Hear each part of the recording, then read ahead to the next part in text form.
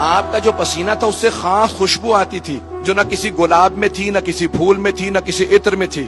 آپ کے پسینے سے خاص خوشبو آتی تھی. توجہ ہو، پسینے سے خاص خوشبو آتی تھی، جسم مطہر سے خاص خوشبو آتی تھی. ایسی خوشبو آتی تھی کہ جہاں سے آپ گزر جاتے تھے 1 سے 2 دن تک کافر و مشرک جب وہاں آتے تھے تو سونگ کے بتاتے تھے لگتا ہے محمد گزرے ہوں گے. تو دوسرا پوچھتا کیسے معلوم؟ کہ وہ جو خوشبو ان کے بدن سے آتی ہے نا وہ اس جگہ سے آ رہی ہے. اب سمجھ میں آیا یہ حدیث قصہ میں جب دونوں شہزادے گھر میں آتے ہیں تو جناب سیدہ سے کیوں کہتے ہیں انی اشم عندک رائحۃ طیبۃ کأنہا رائحۃ جد رسول اللہ. مادر گرامی، آپ کے پاس سے ایسی خوشبو آ رہی ہے جیسی نانا کے بدن سے آتی ہے.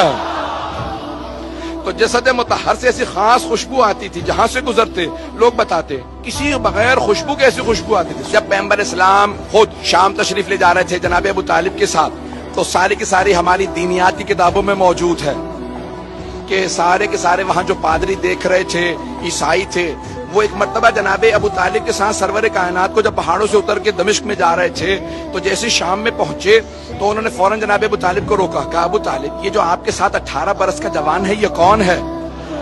تو ان سب نے کہا یہ میرا بھتیجا. جناب ابو طالب نے ان سب سے کہا یہ میرا بھتیجا محمد مصطفیٰ ہے. تو کہا کہ ہم نے ان میں وہ صفات دیکھی ہیں جو ہماری انجیل میں پائی جاتی ہیں.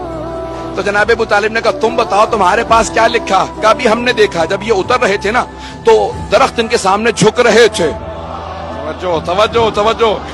درخت ان کے سامنے جھک رہے تھے. محسوس یہ ہوتا تھا یہ سارے کے سارے پہاڑ ریزہ ریزہ ہو جائیں گے. سب چیزیں ان کے قدموں کے بوسے لے رہی تھی اور یہ ساری کی ساری کائنات سے تسبیح کی آوازیں آ رہی تھی.